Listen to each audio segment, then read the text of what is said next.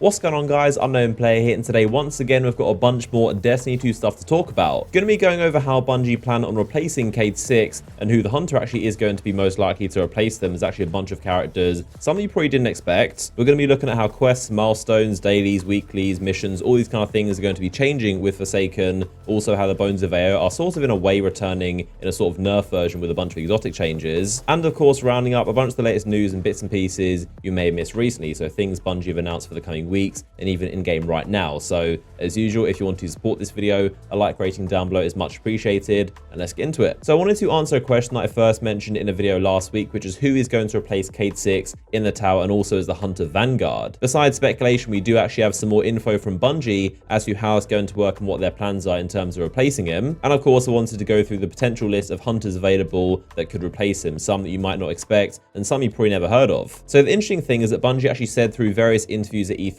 that for the first kind of initial period there won't be any replacement for Cade 6, and they want to be kind of this empty void left in the tower with nobody replacing him. Now they did use terms like for a while and initially and kind of at first, so it does seem like eventually they will replace him, and obviously it would make a lot of sense. They do need a hunter vanguard, so at some point it may be 3 months or 6 months or September or even Destiny 3, eventually Cade 6 will have a replacement as an official hunter vanguard. But at least in the short term, in September when you do that first mission, he will be gone and nobody will be replacing him, instantly stepping into his boots. So Games Radar interviewed Bungie during E3, and talking to Scott Taylor, he said the tower is going to change to show he's not there. So there's the boring technical thing of how we're going to move things around, but we are addressing all of those concerns. Things going to function, things going to change, or will evolve. So that is that short-term replacement I was talking about. Who is going to physically give you that flashpoint engram? Those are the things Bungie is working on, and that kind of stuff is going to move around and have a kind of short-term fix, I guess. And now I wanted to go through the hunters that we know of and who is actually most likely to be that permanent replacement. So I'm going to begin with kind of debunking some of the more least likely ones and then moving on to some of the very possible and more realistic choices. Firstly is Anna Bray. Of course, she is one of the most powerful hunters right now and a very legendary gunslinger, but the problem is that she is of course the Mars vendor, so it physically just like won't work. Someone would then have to replace her as the Mars vendor, and of course she is very tied to Rasputin, so she's definitely staying on Mars. That's her place. Even though on paper she is a very good choice, you can pretty much cross her off. Another one a lot of people do actually bring up quite often is Eris Morn, who, if you don't know, actually was a hunter, but I would also cross her off because she is of course very involved in the whole Savathun and Taken storyline. I'm sure that's when Bungie plan on having her return with that DLC whenever that is. Also, probably the main reason Akora and Zavala and pretty much everyone in their tower does not trust her for a very good reason. Not that she's evil, because she definitely is not. She's on our side, but she's just kind of taken over by the darkness and corrupted and very mysterious, so she would not be at all a good hunter vanguard. Now getting into someone a bit more realistic, we have someone like Ephrodite, who's actually a very good choice. I know a lot of people wonder what actually happened to her. Is she alive? Did she die during the Red War? What's she doing? Because unless you read the lore tabs and really pay attention, it's really hard to know these things. If you have the Cosmos shell from Eververse, funnily enough, that's how you know this, but she did survive the actual attack of Red Legion initially, and up until this point she was kind of a pacifist. She has some kind of secret mysterious group somewhere in the solar system, but during the Red War she did actually pick up her sniper rifle for the first time in a very long time, and she killed 216 Cabal with 199 shots. So as you can see, very good accuracy. That's why we had a sniper in Destiny 1 named after her, Ephrodite Spear. She's a legendary sniper. Now despite her coming back for a short period of time after the light came back, she did go back to her secret hideout again, so she's back with the pacifist and is pretty much gone again. But it is definitely still very possible she could come back if she feels like she's needed, which she has done multiple times in the past. Lord Saladin, of course, needed her help with the Siva outbreak. She came back. Again with the Red Legion, she thought she was needed, she came back. So maybe if she hears that Cade 6 is being killed, she may feel the need to come back once again, like she has done twice already just recently. So it's very possible, wouldn't rule her out, but she's also not the most likely. Now another very interesting hunter that you probably never heard of is someone called Tallulah Fairwind. She was actually the very first hunter vanguard ever appointed directly by the speaker. So it was her, Osiris, and also Saint 14. They were the original hunter titan and warlock vanguard. She was basically introduced by Bungie and first mentioned on a lore tab of a scout rifle from Curse of Osiris, so this one from the Prophecy. Honestly, I think she would make the most sense more than anyone I've mentioned so far, to be honest, so it's very possible they could be setting her up to be a bigger character down the line. And it also sounds like a very cool character to have around. It seems like she would be very interesting. She of course has been around since the original days of the Speaker, Saint 14 14 and Osiris, so she'll probably have a lot of interesting lore and a lot of interesting stories. Someone who is definitely worth mentioning, but not massively likely in my opinion, is actually Shin Malphur. I've talked about him before. He is basically the last word guy, the one who killed Dredge and Yor, and he is currently looking for the shadows of Yor, I believe. He is definitely up there as one of the most famous hunters around right now, but there's also a lot of mystery surrounding him, whether he's even a good guy at this point, because he has been through a lot. So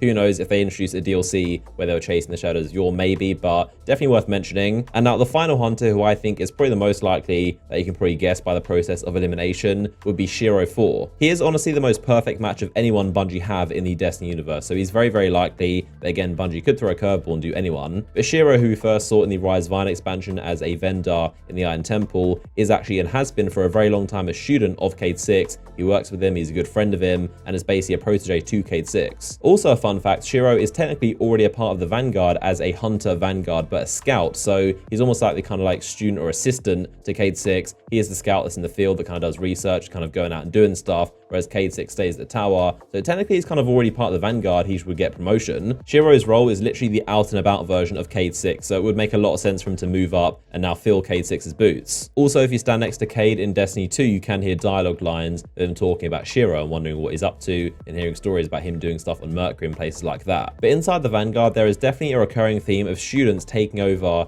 from their teachers. So of course Osiris was a teacher to Ikora, she took over him when he got basically booted out of the tower. Cayde 6 was a friend and also of course a student to Andal Brask, and when he got killed by Tanix Asgard, he replaced him. So there's definitely a recurring theme going on. Shiro 4 being right now as we speak a student and a close friend of Cayde 6, it would make perfect sense for Bungie to basically put him in as the new Vanguard. So it's the most likely choice. Doesn't mean Bungie will do it, but if you think logically, that is definitely the one to go to. But as always, comment down below. I want to see your speculation. What do you think of this list of hunters, and who do you think is going to replace Cayde? Now, going back to that short-term stuff, as in how are the things going to change, like flashpoints, for example. So Bungie are going to rework the entire milestone system. There's going to be daily, weekly, and also monthly ones. Also, daily story missions are going to be returning. So simple as that. The same thing with back in Destiny 1, they're going to be returning as featured activities, but as milestones this time. No idea what the rewards are going to be, but of course back in Destiny 1, you got, I believe, a free Eververse package and also a bunch of legendary marks, or what they're called now, shards. Bungie also mentioned there's going to be new activities and milestones for you to do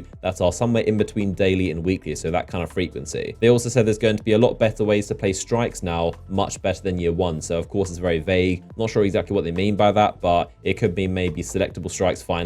And of course, another overhaul that is to be expected is the director, so the order of planets, the entire star maps. That is going to be changed completely. Everything shifted around, going to be new stuff, not just the new Tangled Shore and also the Dreaming City. Fun fact, when I was at Bungie for the summit, the location of the Tangled Shore was on the far left of the screen. So basically where Mars is right now, that is where the Tangled Shore was. And Mars was also shoved way over to the right, basically next to Traveler and also Earth. So that is where it was when I played, but again, I'm sure all that's going to change. Something definitely random, but was definitely some very good news that a lot of people are really happy about. But Bungie said our security team just swung the banhammer against a group of PC players whose in-game abilities were, shall we say, inhuman. Have seen quite a lot of complaints about a bunch of cheaters and hackers inside the game in the past month or so. So Bungie has banned them all, and it should be a lot cleaner now. Now, I did also want to talk about some exotic stuff. So Bungie, in part of the July update, of course, are overhauling a bunch more exotic armor pieces with some pretty good buffs. The main one I want to mention and draw your attention to are the Stompies for the Hunter. These were initially kind of, we were hoping they were going to be like Bones of Ao, but of course they just turned out to just be for higher jump. But now Bungie is buffing them, so the benefits are going to be applied to both strafe jump